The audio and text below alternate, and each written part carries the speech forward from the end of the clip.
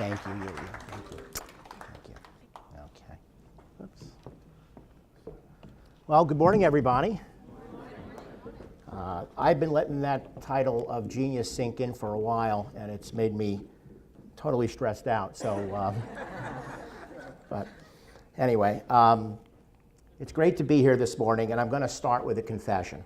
And that's, it's not going to come as a surprise to, or a revelation to those of you who know me, but I'm not a genius. So we'll get that right off the bat. But I believe in genius, and I've seen genius, and I appreciate genius, and I've learned that while genius is important to success, it is not essential.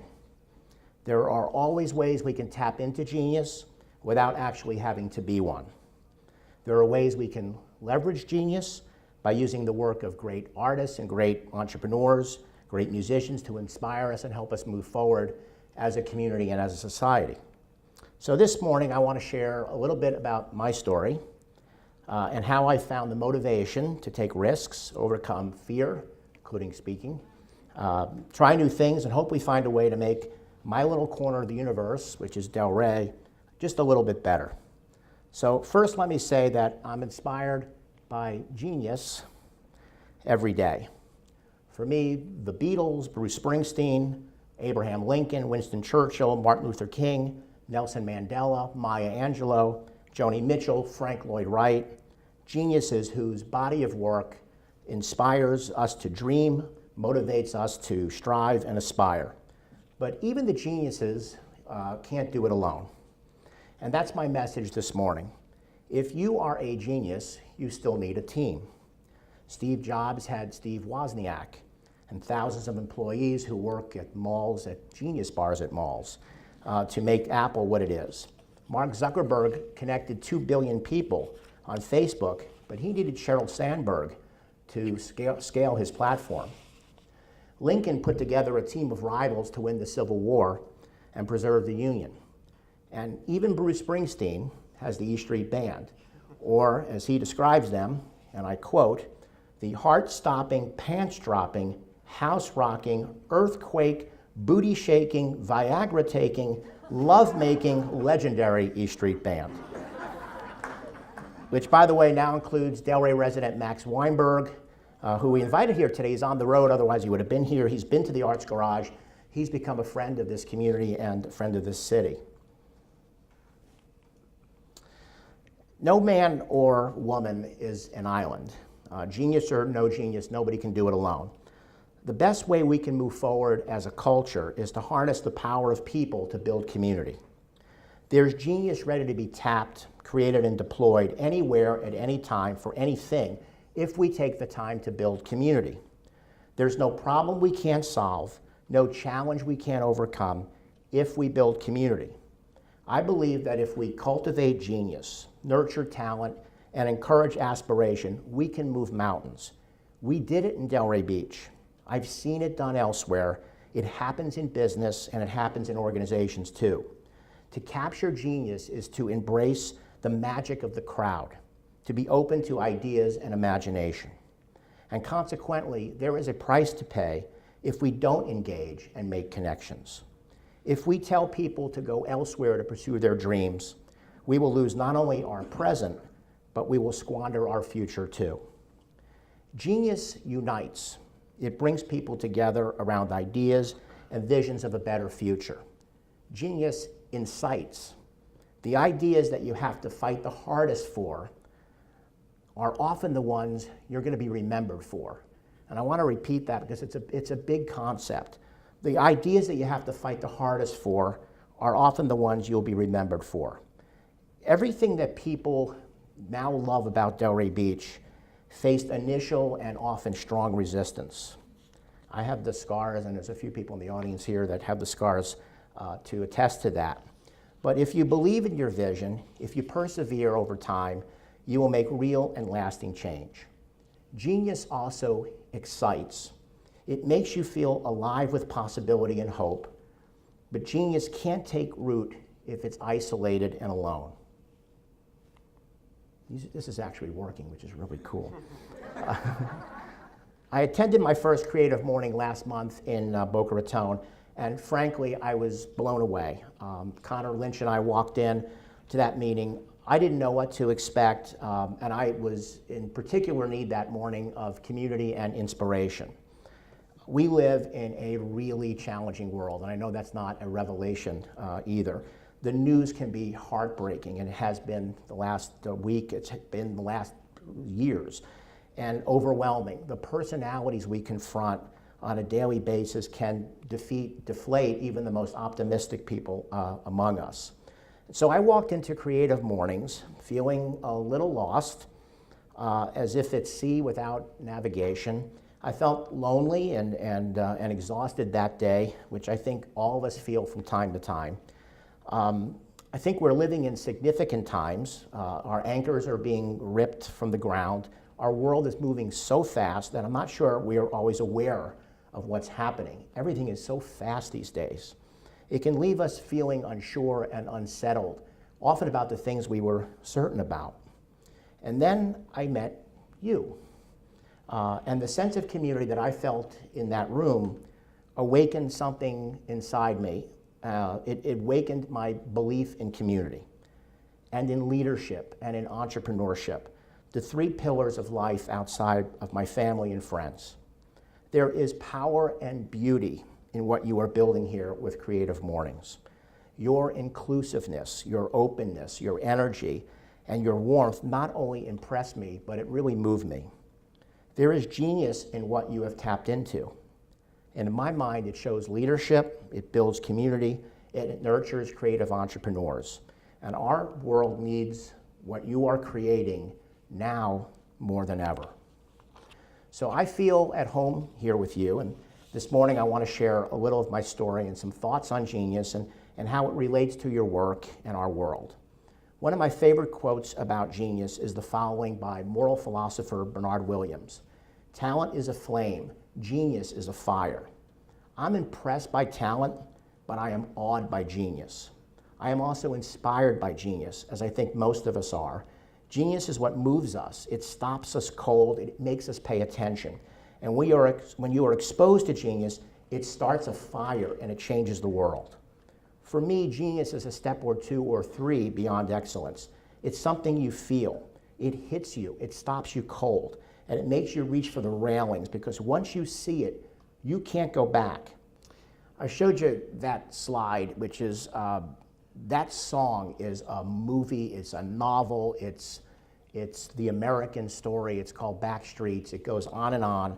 I've listened to that at decibels that I don't recommend, and it's gotten me through some things.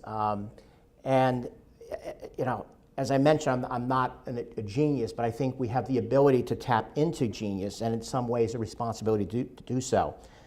I show you that clip at Springsteen, who was 25 when he wrote this anthem, which was part of an album of anthems, because there was something about him that spoke to me on a visceral level. Moments in his songs that hit me deep in my soul, and listening to him made me want to go out and do something, to do something of significance with my life, to do something bigger than to break out of the shell.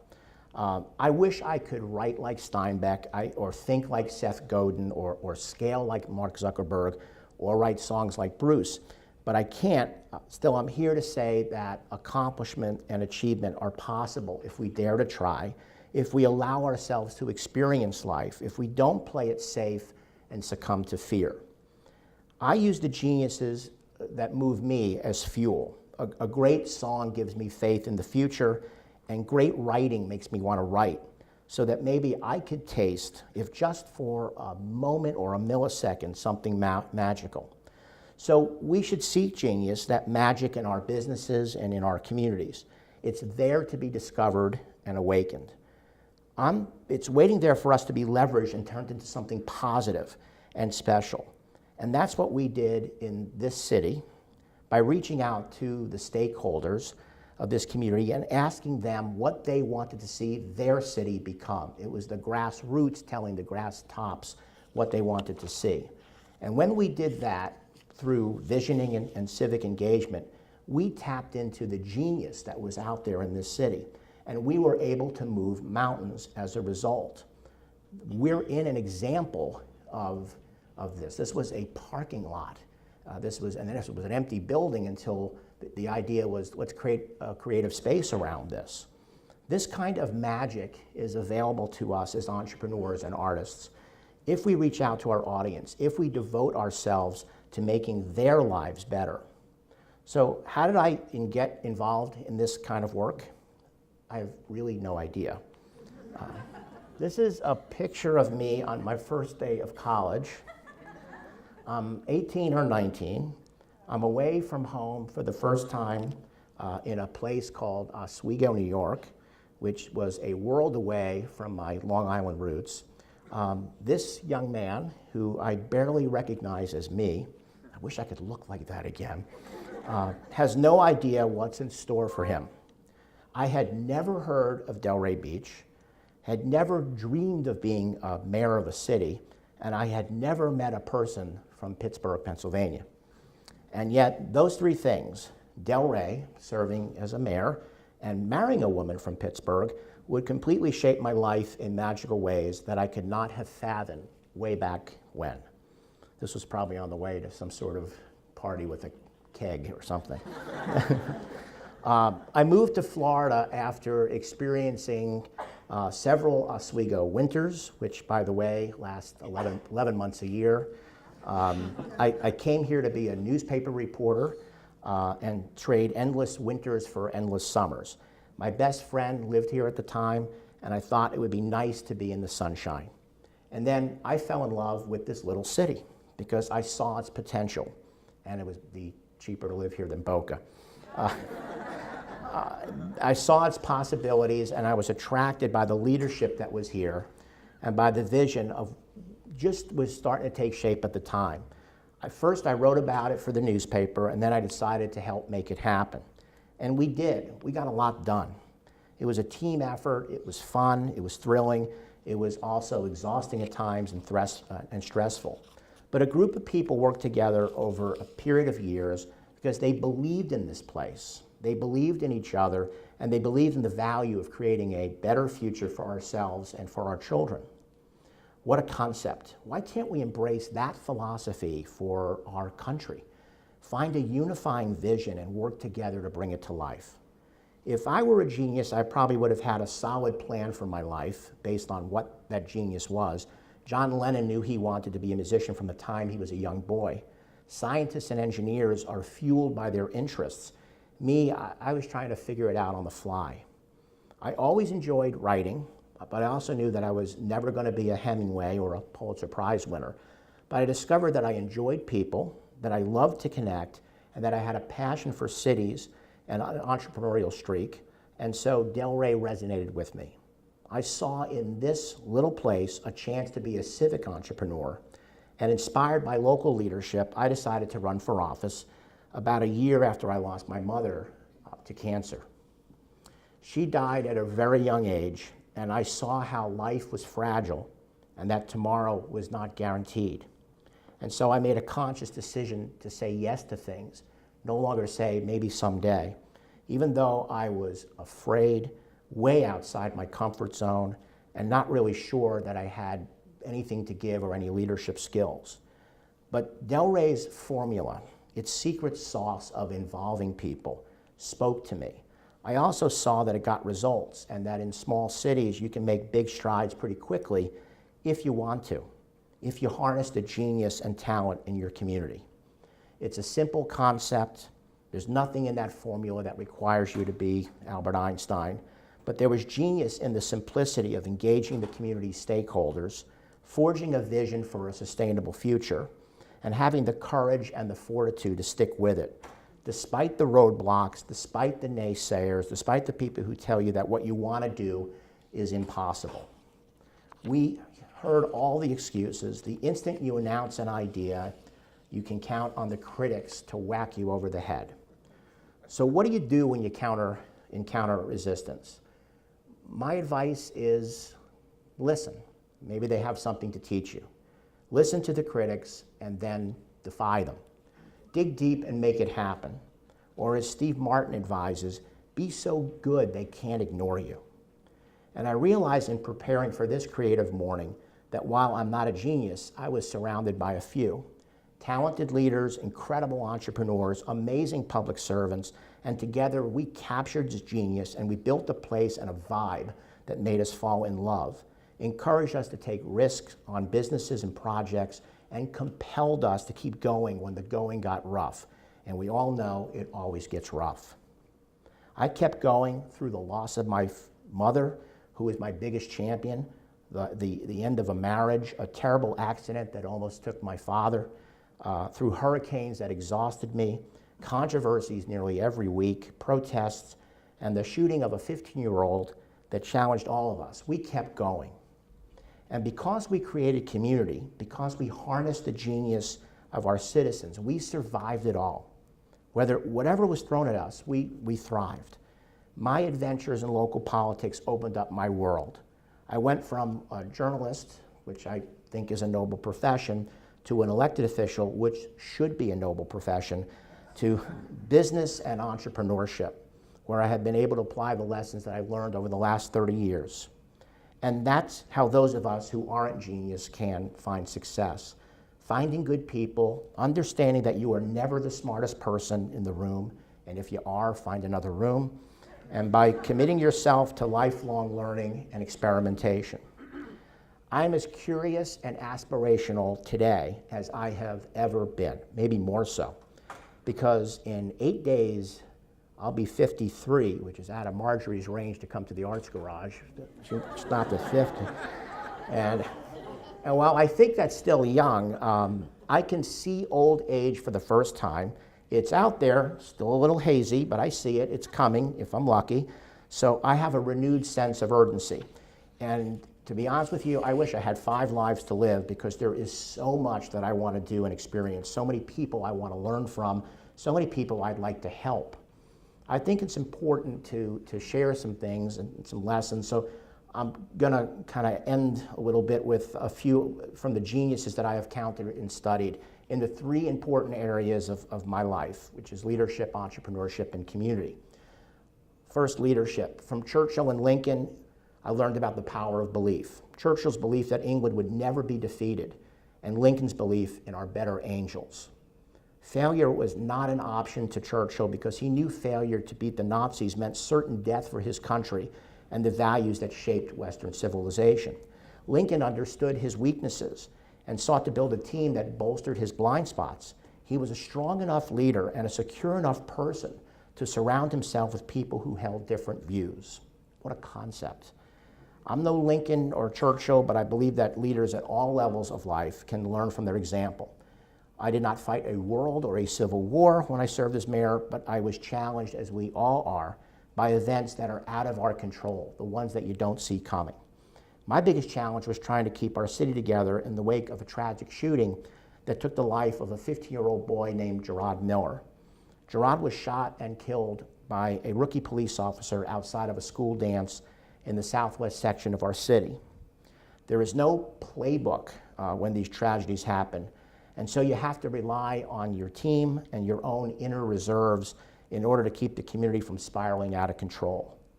Gerard was shot exactly 10 years before Trayvon Martin was killed by a neighborhood watch volunteer in Sanford, Florida. And we all saw what happened in Ferguson and Baltimore after Freddie Gray. My best advice to any of you who might face a similar challenge is to channel Lincoln and Churchill, to reach deep and lead with your heart. I had a 15-year-old daughter at the time. She's 27 now and a teacher. So Gerard's death was something that struck me very deeply, because I could not imagine losing my child in such a way, or in any way for that matter. And so I followed my heart. I met with everyone who would see me, and I absorbed the anger, the love, the pain, the hurt, all of which was directed at what I symbolized at the time, the mayor of our city and all that title implied. And I realized it wasn't me who was being yelled at by some, and in many ways it wasn't me who was being hugged by others. I was a receptacle for the slew of emotions that we were all experiencing. So I will tell you that it is a strange job when in the course of a day you are told that you are evil and you are told that you are loved. We made a choice to survive during that tough time. We made a choice not to destroy what had been built here. That choice was possible in Delray because we made the investment in community that places like Ferguson didn't. That was our genius. Some of us grew closer, a few of us grew apart, but none of us emerged from the experience unchanged. We learned to face the anger and the pain and the heartache with heart and the compassion. We learned to be a village. Great leaders, great mayors work to make their communities more caring, inclusive, and collaborative. They seek to unify, not divide. They seek to create a reservoir of goodwill, which makes it possible to weather any storm. Lessons from entrepreneurs. This is where you find a slew of geniuses. Jeff Bezos, Bill Gates, Seth Godin, Richard Branson. The list of entrepreneurial genius just goes on. And the common thread that I see in them is fire. They have a fire. They all have a fire to see their vision come to life. They have an ability to not only dream, but to execute. They know how to build teams. They know how to scale. They know how to market. They make us long for things we never knew we wanted. They blaze a path. They are mavericks. They are originals. So the longer I'm in business, the more projects and entrepreneurial endeavors that I'm exposed to or involved with, which range from everything from hot sauce and beverages to restaurants and real estate and whatever is going to be waiting for me at the office when I get back, the more I realize how much I don't know. And I've become comfortable by understanding that that's okay. Because we can learn from the entrepreneur. We can see the common threads, their ability to take risks, their vision, their belief in their ideas, their passion to bring those ideas into the world. And if we dig deep, we realize that there are virtually no overnight successes. There are always obstacles, always challenges, always setbacks, but the ones who make it are always the ones who persevere. Celsius, which is a beverage company that I'm involved with, just announced a record-setting quarter. An overnight success, a decade in the making. There are no shortcuts. It's not a straight path. Hang on is the best advice I can give people, or fail fast, which is okay. Learn and do something else. Each of us has the ability to be resilient. Grit is what succeeds, even more than genius. In my community work, I was fortunate to be exposed to 3 geniuses in my community life. 2 mentored me and 1 married me. So, my 2 mentors were former police chief Rick Overman, who I write about extensively in the book. He was the best manager/leader I've ever observed up close. His genius, and I think it was genius, was his incredible ability to inspire and empower his staff to do amazing things. He trusted his people to go out into the community and solve complex problems. And he was skilled at building a reservoir of goodwill in communities that were really hard to reach. When he came to Delray, our police department was probably the biggest issue in town. Within a year, it was arguably our biggest strength. And the work of that department paved the way for everything else we see. It made it safe for success and safe for investment. There is no Delray as we know it without Rick Overman. His success formula: empower others in your organization and you'll soar. Mayor Tom Lynch was another civic genius. He put the city on a track that enabled success and enabled guys like me to move the ball forward. Tom was an astute businessman. He was big into policy and very sure of his instincts and philosophy. I saw genius in him. I thought he believed in this place when others didn't, and it made all the difference. He was the one who sat me down at the old Annex restaurant, which doesn't exist anymore, and encouraged me to be involved. Geniuses inspire, and that conversation has fueled the last 20 years of my life. His success formula: government can and should be entrepreneurial, take some risks, make it happen. And finally, there's my wife, Diane, who's somewhere out there in the crowd over there, who led our planning department and our CRA, which writes the big checks to the Arts Garage, to new heights. She was a managerial genius, able to motivate staff, manage a board, navigate politics and race relations. She's very smart, has terrible taste in men, but she's very smart in all other areas. I would label her a genius because she was able to see the forest through the trees and able to focus on the big picture and the details too. Not too many people can do that. It's usually one or the other. She's also able to tolerate me, and not too many people can do that either over a long period of time, which requires a very special level of genius. Her success formula: never take your eye off the big picture, adopt a vision, and get it done. Relentlessly implement. I want to conclude our Morning of Genius with a real quick diversion to music because that means the world to me. It's got me through tough times, it's inspired me to take chances, it's motivated me, it's made good times better. We talked a little bit about Bruce Springsteen and how his music has inspired me in my civic life, in my business life, and even my family life.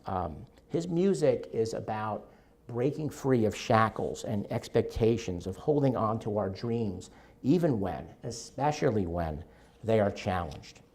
Not all the characters in his songs make it, but all are fighters, and in my darkest moments, facing cash flow issues in business, trying to keep a city from imploding, I have found salvation, solace, and hope in his words and music. I think we were both born to run. I'm going to steal that one. I'm also a huge Beatles fan since the age of 9. I was 6 when they broke up, so I feel like I was born 10 years too late to appreciate them when they first were here. Their genius can be summed up in 5 words, which in and of itself is genius, and that is, all you need is love. And I think that is a perfect sentiment on which to end. I thank you all for being here. Thank Yulia, who held my hand through this, and Amber and Nicole. Thanks for coming.